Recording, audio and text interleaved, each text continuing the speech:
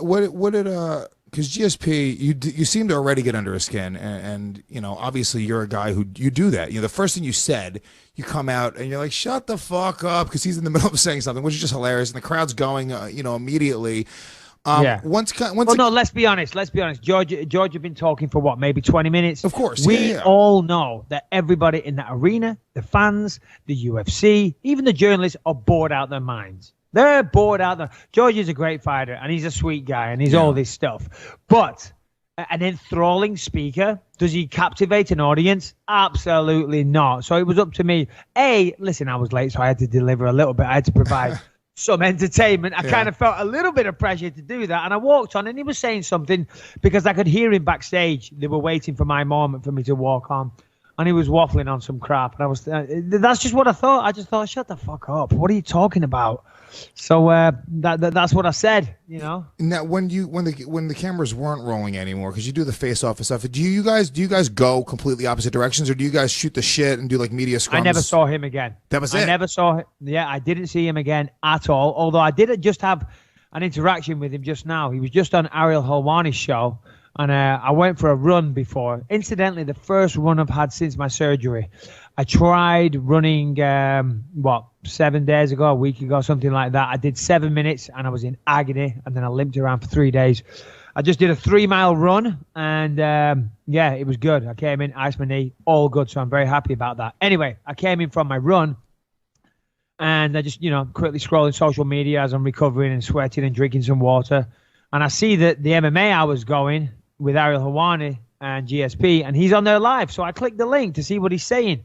And he's talking about the press conference. He's saying, Michael, made me look good. Michael made me look. He was embarrassing himself. He was making me look good. So I tweeted at him. I said, it is impossible to look good when you're dressed like a supply teacher. Because that's what he looked like. He looked like a substitute teacher, supply teacher, or like, I don't know, some cheap-ass history teacher or something, So did he respond? Yeah, no, he did respond. He said, once again, he is a fool. He is a fool. Shut up, George. He is a fool. I am hurt and I am scared.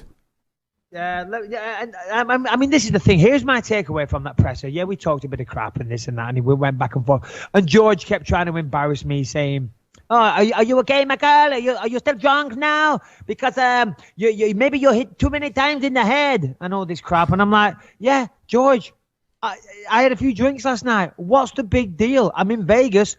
Hey, if you were man enough to fight anytime soon, then I wouldn't be drinking. Yeah. But you're not, are you? You need 6 months to get ready. I'll fight right now." That's but also, what a fucking nerdy argument where you're like, what a fucking nerdy argument. You are drinking. I'm having to justify myself. Hey, I'm 38 years old. Right? I've lived my life. I've got money in the bank. If I want to go and have a few fucking drinks in Vegas the night before, I'm entitled to. Everybody in Vegas is having a few drinks. You know what I mean? It's like, well, that's what you said at one point during the press conference.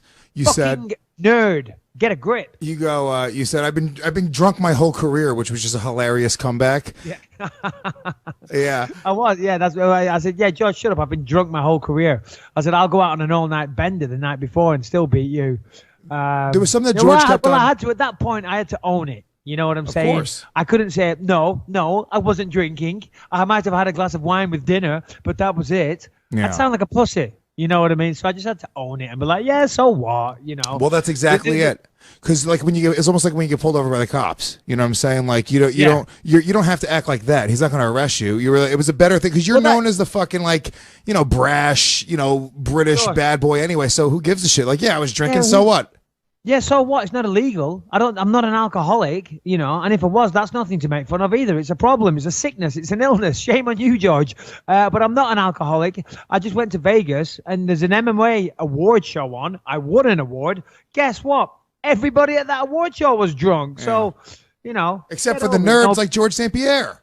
You're a fucking nerd, George. George, you're a nice guy, but you're a nerd. You're a fucking nerd. You're a lizard, and you're a nerd, and everybody knows it. There's one thing that stood out to me over that press conference, though, is that one thing that he kept saying, and he kept saying it. He kept saying it in some interviews afterwards as well, and he kept saying, I feel like I'm the best version of myself.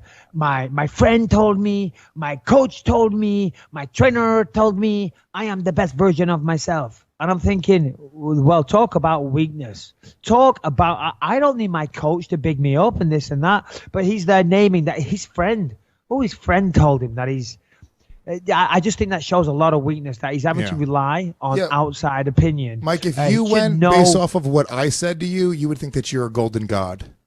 Yeah, well, exactly. Thank you very much. But, you form your own opinions of your own self-belief, of your own ability and training on what you do and how you can perform.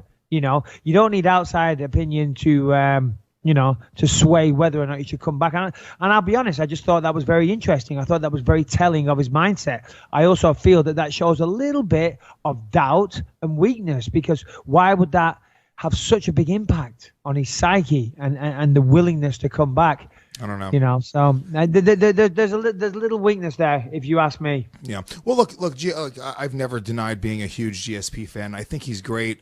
Obviously, undeniably a great fighter and good dude overall. I met him before, but George is a great guy. George is a great guy. I hung out with him in Vegas 11 years ago. We did some training together. George is a fantastic guy. He's a nice guy. Yeah. I like George, and I hope after this that we can be friends. I really do, because I'm friendly with some of his camp, and they're all great guys. I've honestly got nothing against them. I walked in and caused a bit of a storm at the press conference. It made for good entertainment. We're going to fight. So until then, he can kiss my ass. But after that, seriously, I would love to go and have dinner and have a few drinks and show George a good time. Show George what you're supposed to do in Vegas. Well, here's the thing. Like, one of the things that stood out to me, what he kept on kind of bringing up, he kept on talking about fighter stock and this master plan that he has. And here's my theory in the master plan. And tell me if you think I'm on point with this, okay? I think George's plan, he doesn't want to say it because he doesn't want to commit to anything, because he'll be embarrassed if he loses. And we could talk about that in a minute, kind of, going forward, why, we think he's going to lose. Obviously you do, but why I do as well.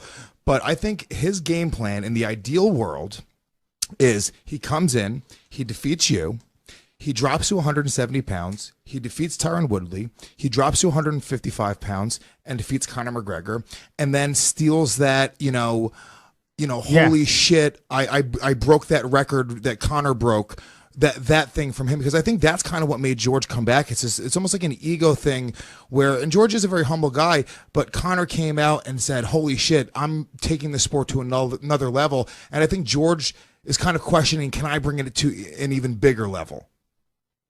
I absolutely 100% agree. And he did an interview earlier, and I can kind of go a little deeper into that. And here's again why. Listen, I say I love George, I do, but here's another reason why I think there's, how do I put this, a little bit of a bitch inside George St-Pierre. A little bit of pussy in there, because he is picking me. And listen, this doesn't do me any favors to talk about this. It doesn't make me sound like bloody Superman, that's for sure. He's picking me because he thinks I'm an easy fight. He wouldn't be picking the 185 belt if Rocco was the champion, if Anderson was the champion, or if Yoel or Jacare, any of those guys were champion, he wouldn't pick them. He looks at me, he thinks he can beat me. Excuse me. He thinks he can beat me. Reason being, we trained together 11 years ago. And he out-wrestled me. I was just a kickboxer back then, and he thinks I'm still that same guy. Yes, of course, he's not a moron. He expects me to have got better, but he still thinks he can expose that weakness, that apparent weakness that he thinks I have. And he alluded to this in another interview just recently. And then after he beats me, he's going to relinquish that title, and then he wants to fight Damian Maia for the belt, because he said he feels that Damian Maia is going to be the champion. Now notice, he doesn't want to fight Tyron Woodley. He doesn't want any part of that, because Tyron, his style would cancel out George St-Pierre's. Yeah. I haven't got the wrestling to cancel out George St-Pierre's wrestling. I've got the anti-wrestling to stop his takedown, but I'm not going to play the same game as George St-Pierre. And Tyron's probably, possibly a more powerful version of George St-Pierre, but with nowhere near as good jiu-jitsu or striking. But wrestling-wise, he's probably way better ass, though. Pardon me? Way better ass. Well, I'll leave those comments for you. Yeah. Big thighs, though. I'm more of a thigh man myself. Yeah, he's a big old fucking big ass. Big ass tree trunk legs. So what he wants to do is he wants to fight Damian Maia, because he thinks Damian Maia is going to beat Tyron Woodley. So he's going to beat me. Then he's going to beat Damian Maia, in his opinion, because he thinks Damian Maia is perfect, because he'll just stop Damian Maia's takedown and he won't get submitted, and he'll beat him on the feet. So that means he's taking 2 belts. Then he'll say, come on, Conor, you fought at 170 before, or he'll go down to 155 because he said he can make that. But he'll probably say, come on, Conor, you fought at 170 before. Let's do the biggest pay-per-view of all time and do that. And then he beats Conor. And then he'll retire as a legend, as a god, as the guy bigger than Conor. Because you're right, there is a bit of ego there. So I think that's his super plan, and that's why he doesn't want to talk about it. That's why he didn't want to talk about it at the press conference. And I even said to him at the press conference, come on, George, you got to tell these people what's your plan. That's the whole point of a press conference. You've been away for 4 years, so let's hear your plan, big shot. But he didn't want to talk about it. So anyway, that's what I think. Yeah. So here's the thing, right? You know, I'm excited about the fight. You still don't have a date, right? July 8th was the maybe date, but you got to clear some stuff with USADA.